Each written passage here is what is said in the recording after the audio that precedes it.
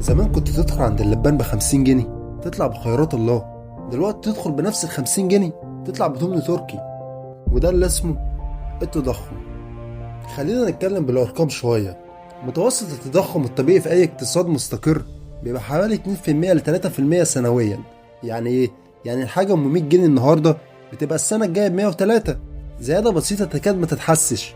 وده كان الوضع في دول كتير لفترات طويلة. لكن خلينا نبص على اللي بيحصل دلوقتي. في آخر 30 سنة في دول كتير ومنهم اقتصاديات ناشئة التضخم وصل فيها ل 20% سنويا. يعني إيه الكلام ده؟ يعني لو معاك 100 جنيه والتضخم 20% في السنة، يبقى السنة الجاية نفس الحاجة هتبقى 120 جنيه. بعد سنتين هتبقى حوالي 142 جنيه. بعد 5 سنين هتبقى أكتر من 220 جنيه. يعني قدرتك الشرائية اتنصفت تقريبا في 5 سنين بس. طب خلينا نقارن بزمن زمان. لما التضخم كان 3%، الأسعار كانت بتضاعف تقريبا كل 24 سنة. يعني الحاجة أم 100 جنيه عشان تبقى ب 200 جنيه محتاجة 24 سنة. دلوقتي مع التضخم ال 20%، الأسعار ممكن تتضاعف في حوالي 5 سنين بس. فرق مرعب.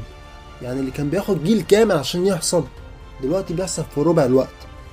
طب لو استمرينا على كده ايه اللي هيحصل؟ لو التضخم فضل عند متوسط 20% سنويا، بعد 10 سنين الأسعار هتزيد أكتر من 5 مرات. يعني الحاجة أم 100 النهاردة هتبقى كمان 10 سنين ب 500 جنيه. بعد 20 سنة احنا بنتكلم في زيادة ممكن توصل ل10 أضعاف.